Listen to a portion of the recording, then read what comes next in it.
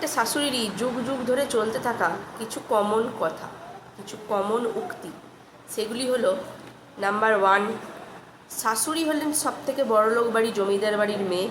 তাদের বাপের বাড়ির মতো জমিদার বাড়ি আর কেউ নেই। আর বৌমা হলো ভাট ভিখারি ঘরের মেয়ে। 2 নম্বর বুলি। 2 নম্বর হচ্ছে শ্বশুরমশাই তার সারা জীবনে তার সমস্ত পুঁজি তার ভাই বোনদের পিছনে নষ্ট করে দিয়েছেন, নইলে আজ তারা হয়তো কোটিপতি হতেন। 3 নম্বর বুলি। শ্বশুর বাড়িতে পুরো গোষ্ঠীর মধ্যে সবথেকে ভালো হলেন শাশুড়ি, শাশুড়ির ছেলে এবং শাশুড়ির মেয়ে। এর থেকে বাইরে সবাই হলেন অপদার্থ। 4 নম্বর বুলি। 4 নম্বর বুলি হলো শাশুড়ি নিজের টাইমে সমস্ত কাজ করে বাচ্চা হাত সামলে একা হাতে সংসারটাকে সামলেছেন, তাকে কেউ নাকি সাহায্য করেনি, তিনি একাই সব সামলাতে পারতেন।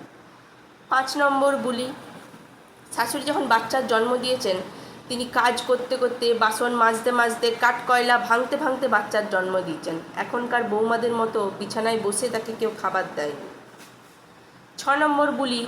বৌমাটিকে তিনি নেহাতি দয়া করে তার ছেলের সঙ্গে বিয়ে দিয়ে নিয়ে এসছেন, তাকে দেখে তার খুব মায়া হয়েছিল তাই, নইলে তার ছেলের জন্য তিনি নাকি আরও ভালো সুযোগ্যা পাত্রী পেতেন। 7 নম্বর বুলি। শাশুড়ির মতো গুণবান মানুষ আর এই দুনিয়াতে কেউ নেই, তিনি সব কাজে পারদর্শী, তার কাজের মতো কাজ কেউ দুনিয়াতে পারে না, তিনি একমাত্র কাজ করতে পারেন।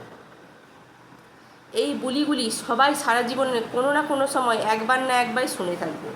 এইগুলো হচ্ছে প্রত্যেকটি শাশুড়ির, মানে যুগ যুগ ধরে প্রত্যেকটা শাশুড়ির কমন কথা। সবাই বলে, আগেও বলতো, এখনও বলে, আগামীকালও বলবে। এইগুলো হলো কমন কথা।